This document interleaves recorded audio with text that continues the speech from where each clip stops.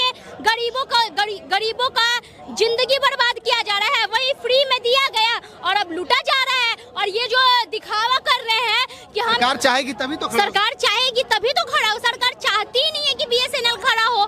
सरकार सिर्फ चाहती है क्योंकि सरकार को आखिर पैसा, सरकारी कंपनी है तो सरकारी कंपनी का विकास होगा ना, और कैसे बढ़ा दी। लेकिन ये बताइए ना, गरीब आदमी कहाँ से रिचार्ज करवाएगा इतना? पहले जो था वो बहुत हद तक सही था। अच्छा, सरकार करिए डिजिटल बनिए, UPI पेमेंट करिए, ऑनलाइन ट्रांजैक्शन करिए, और एक तरफ डाटा महंगा होता जा रहा है। क्या असर पड़ रहा है? क्या जो बोला जा रहा था शुरू में, ये ढकोसला दिया गया था, जियो फ्री करके लूट लिया गया गरीबों को। पूंजीपतियों को क्या है, जिनके पॉकेट में इधर उधर से पैसा आ रहा है उनके लिए, लेकिन गरीब के लिए बताइए। और वो भी अगर 3 महीने तक आप रिचार्ज नहीं करवाइएगा तो आपका सिम किसी और को दे दिया जाएगा। लेकिन लोग कह रहे हैं कि 1-1.5 साल तक जो फ्री दिया गया तब तो बड़ा मजा लिए थे लोग। अब महंगा हो रहा है तो मजा नहीं आ रहा है। सुनिए, जब 1-1.5 साल तक फ्री दिए थे तो एक बात बताइए ना, हम जियो को क्यों बढ़ावा देंगे? हम BSNL को क्यों नहीं बढ़ावा देंगे? फ्री तो जियो ही ने दिया था जी।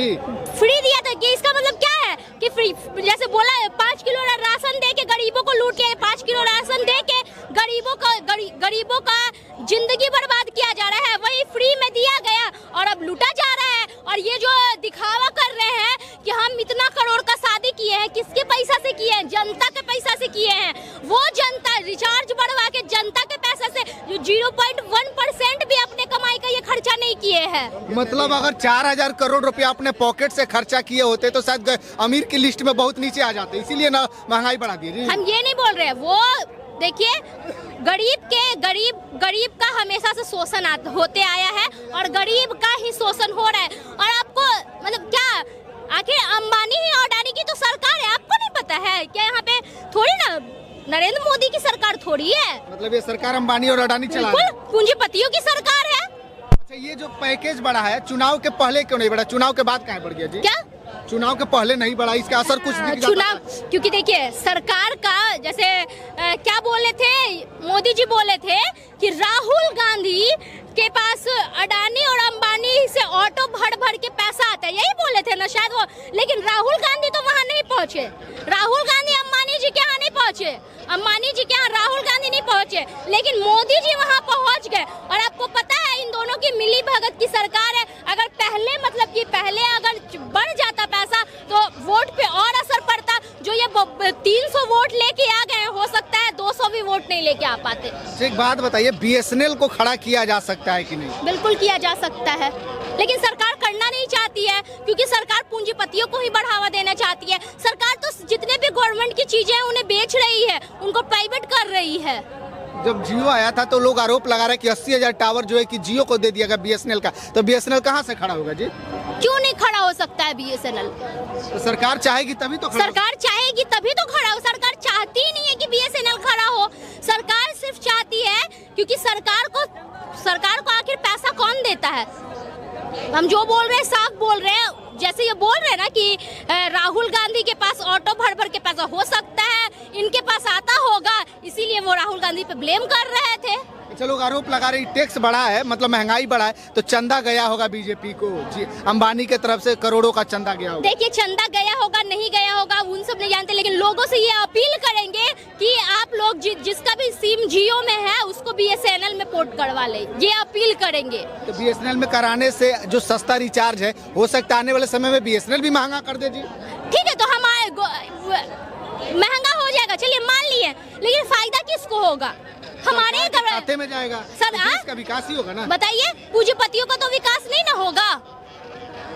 BSNL सरकारी कंपनी है तो सरकारी कंपनी का विकास होगा ना, और कैसे बढ़ा दी। लेकिन ये बताइए ना, गरीब आदमी कहाँ से रिचार्ज करवाएगा इतना?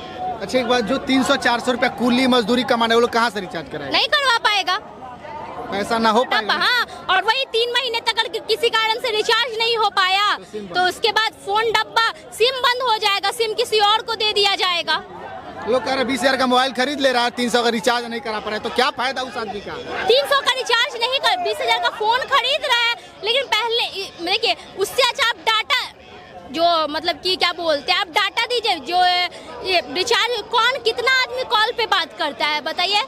इतना ज्यादा जो रिचार्ज बढ़ा दिया गया, कितने आदमी कॉल पे कितने जगह पे बात करे, पहले जो था वो बहुत हद तक सही था। अच्छा, सरकार कह रही है डिजिटल बनिए, यूपीआई पेमेंट करिए, ऑनलाइन ट्रांजैक्शन करिए, और एक तरफ डाटा महंगा होता जा रहा है। क्या बोल रहे हैं? सरकार करिए डिजिटल पेमेंट करिए, ऑनलाइन पेमेंट करिए, इंटरनेट से जुड़िए, और एक तरफ जो है कि इंटरनेट महंगा होता जा रहा है। इंटरनेट महंगा हो रहा है, क्या हम लोग ऑनलाइन रिचार्ज करते हैं तो उसमें हमारा टैक्स नहीं कटता है? ये बताइए, उसमें भी तो टैक्स कटता है। तो सरकार तो हर जगह से तो हम लोग को, आम जनता को ही लूटा जा रहा है, हर चीज में आम जनता को ही लूटा जाता है। बाकी पूंजीपति जो होते हैं वो सही, आपको पता है ना, पूंजीपतियों के लिए सरकार भी तुरंत लोन दे देती है, लेकिन अगर एक आम किसान हो तो उसको लोन बैंक से नहीं मिलता है।